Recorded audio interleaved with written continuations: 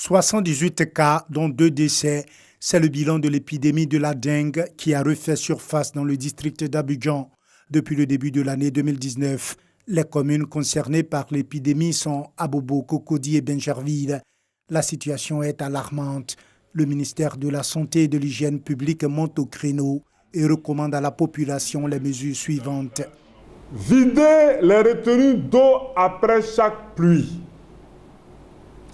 Assécher les eaux stagnantes.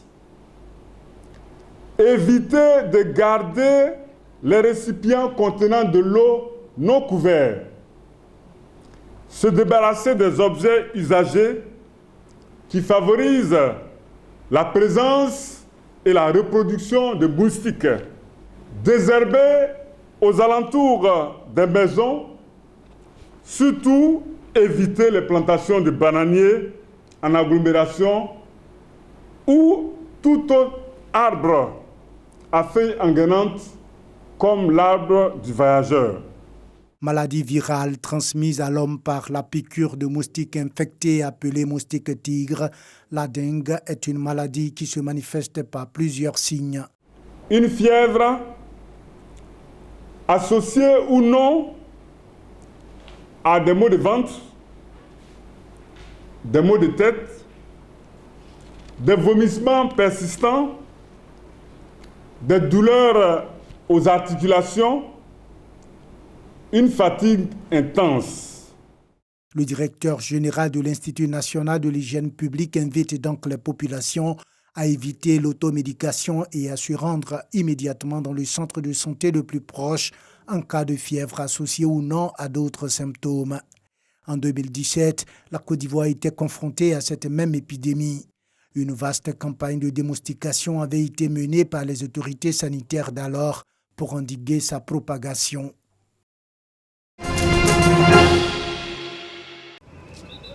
Le préfet d'Abidjan, Vincent Toby Irié, et le préfet de police d'Abidjan Dosso Siaka à Yopougon-Siporex échangent avec les commerçantes du petit marché et les transporteurs de la gare routière de Yopougon-Siporex à l'effet de les assurer quant à la sécurité de leur commerce.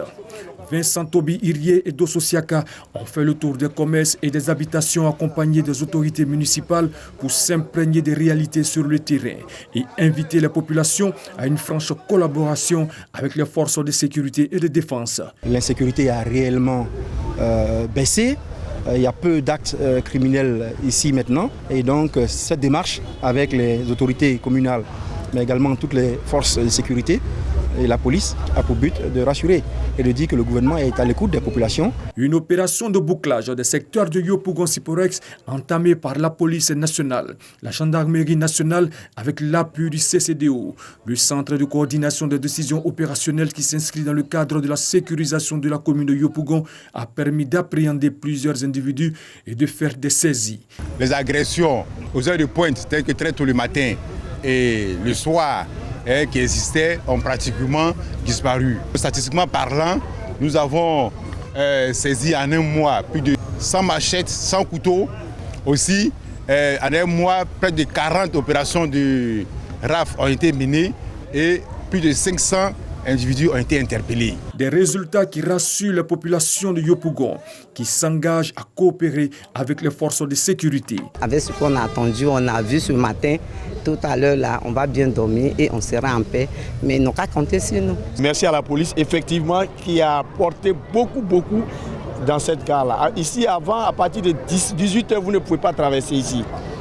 À 6h du matin, vous ne pouvez pas sortir. Mais aujourd'hui, à 5h30, les femmes vaquent à leur occupation. Jusqu'à 19h, 20h, vous n'avez pas de problème. La police nationale entend poursuivre ses actions afin de mettre fin aux activités d'individus peu recommandables.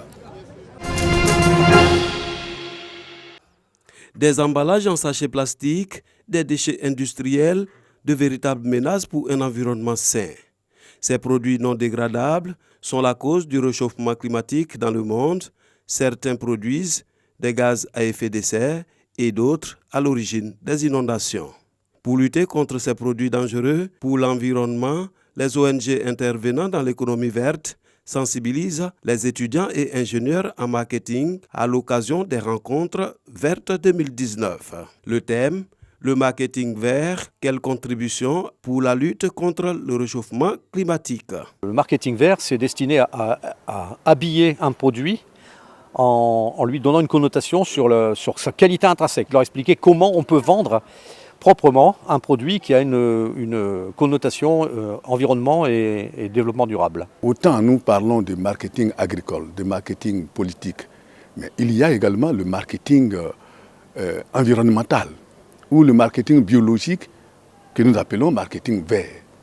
Nos étudiants en marketing doivent maîtriser les contours de cette nouvelle approche du marketing. 3 conférenciers ont partagé avec les étudiants les conséquences des sachets plastiques non dégradables et les avantages liés à l'utilisation des produits biodégradables. Pour eux, l'utilisation intensive et abusive des ressources et rejets des déchets dans l'environnement contribue à détériorer notre milieu. Ce changement a un impact sur la société, la santé humaine, l'économie, les espèces vivantes, la production alimentaire, le tourisme et l'écologie. Les participants se réjouissent de ce moment de partage d'expériences.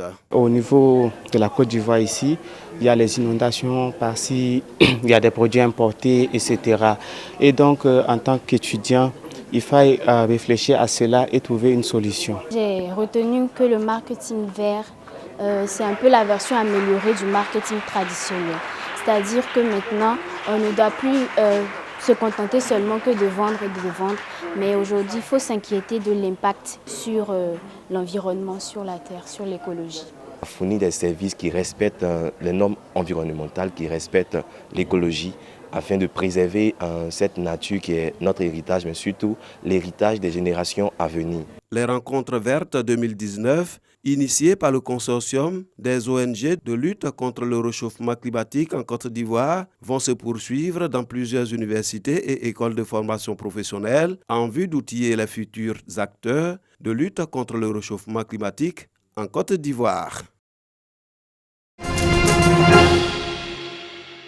Début de tournoi réussi pour la sélection féminine de Côte d'Ivoire qui n'a éprouvé aucune difficulté à dicter la loi à son premier adversaire du tournoi de l'UFOAB des dames, le Togo. Le festival offensif des éléphantes démarre à la 8e minute suite à cette grosse faute dans la surface des épervières sur Ange Coco, sociétaire du club espagnol de Tenerife. Rolande Wane transforme parfaitement le penalty. 20 minutes plus tard, Binta Diakité porte le score à 2-0. Dominatrice dans le jeu, Ange Coco et ses coéquipières alourdissent la donne avec un 3e but signé Espérance Cousso à la 34e minute.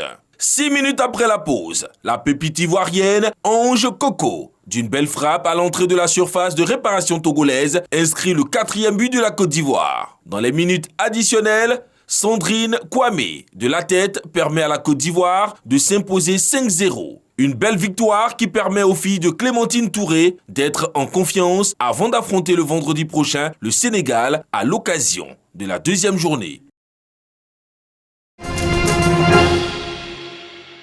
Le Congrès national africain arrive en tête des législatives selon les premiers résultats partiels de la commission électorale indépendante portant sur près d'un quart des districts du pays. L'ANC, parti historique de Nelson Mandela, qui possède la majorité absolue dans l'Assemblée nationale sortante, est crédité de 54,65% des suffrages selon ces chiffres. L'Alliance démocratique, principal parti d'opposition, arrive en 2e position avec 26,49% des suffrages, largement devant la 3e force politique du pays, le parti radical de gauche des combattants pour la liberté économique avec 8,07%. Le parti d'extrême droite du Front de la Liberté se maintient en 4e position, 3,21%.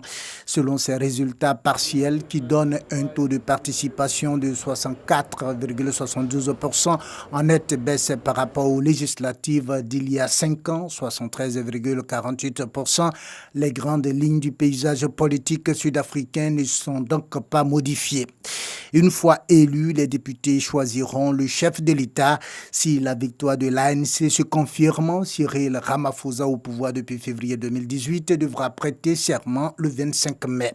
Vainqueur de tous les scrutins qui ont suivi la chute du régime de l'apartheid et l'avènement de la démocratie en 1994, l'ANC a vu sa popularité plonger sous le règne émaillé de scandales du président Jacob Zuma 2009-2018.